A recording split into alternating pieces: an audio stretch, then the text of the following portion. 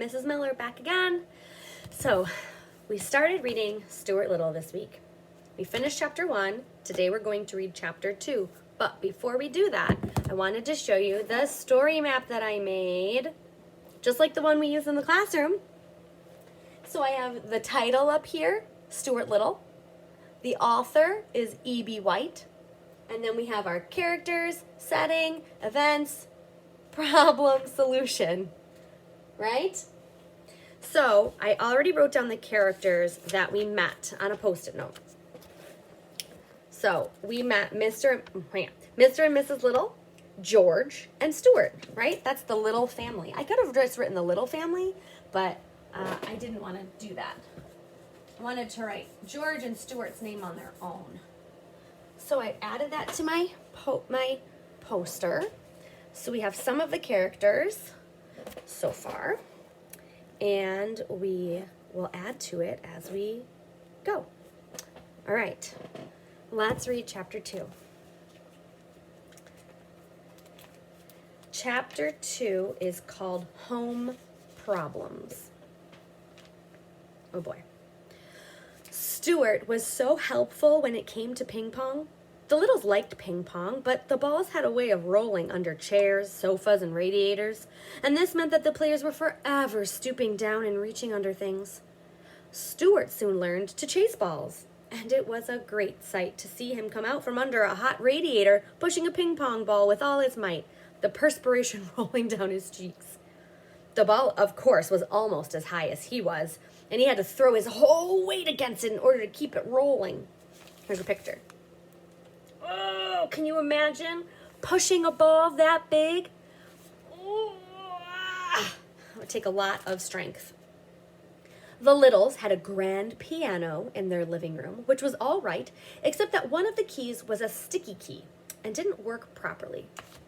Mrs. Little said she thought it must be the damp weather, but I don't see how it could be the damp weather, for the key had been sticking for about 4 years, during which time there had been many bright, clear days.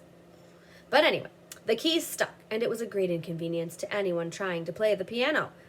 It bothered George in particular when he was playing scarf dance, which was rather lively, that means upbeat. It was George who had the idea of stationing Stuart inside the piano to push the key up the second it was played. This was no easy job for Stuart, as he had to crouch down between the felt hammers so he wouldn't get hit in the head. But Stuart liked it just the same. It was exciting inside the piano, dodging about, and the noise was quite terrific. Sometimes, after a long session, he would emerge quite deaf, as though he'd just stepped out of an airplane after a long journey. And it would be some little time before he really felt normal again. It sounds like Stuart likes to be helpful, but maybe some of the jobs that he is doing are too hard or even dangerous. Mr. and Mrs. Little often discussed Stuart quietly between themselves when he wasn't around, because they had never quite recovered from the shock and surprise of having a mouse in the family.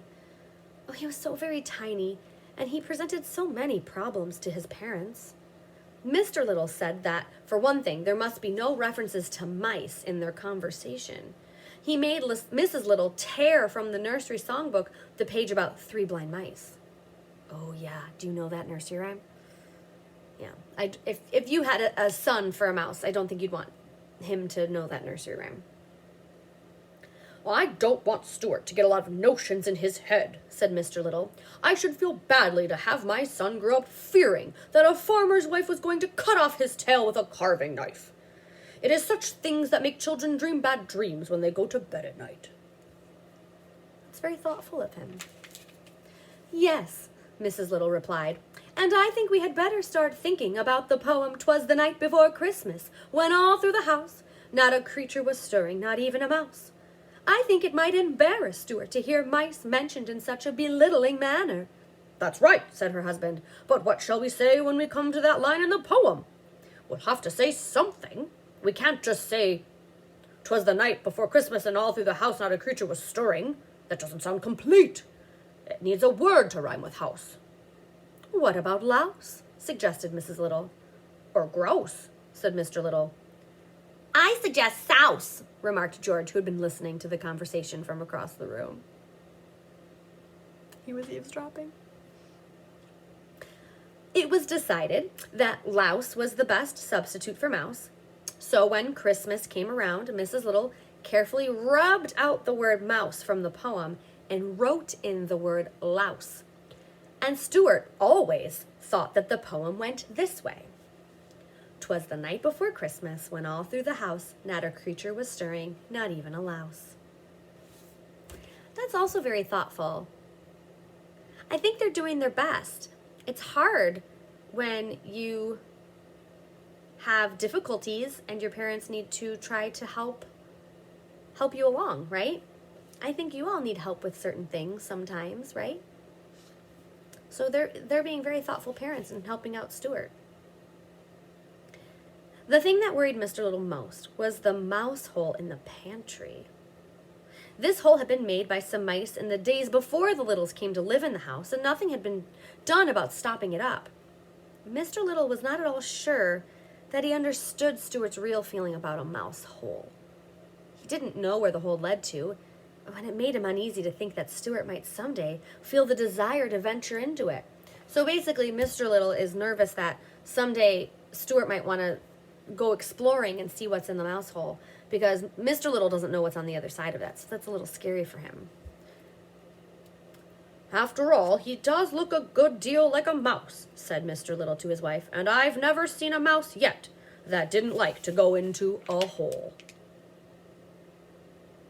Well, that's the end of chapter 2. There you have it. Interesting. So everyone's trying to adjust to having a mouse living in their house with them. And they have found that Stuart likes to be helpful, so he's done some helpful things. He gets the ping pong balls. He helps with that sticky key in the piano. But Mr. and Mrs. Little worry about him, and they're worried about what it will mean to raise a mouse.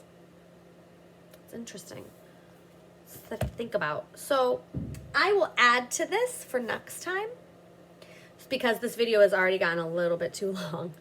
So I will add to it, and then we can revisit it and recap the next time when we read chapter 3, okay? It was really nice to see all of you this morning, and I'm glad that we're getting to see each other and that we have the technology to do things like this, like video chatting, or me videotaping myself reading and sending them to you. So I hope you have a great, wonderful weekend. Happy Friday!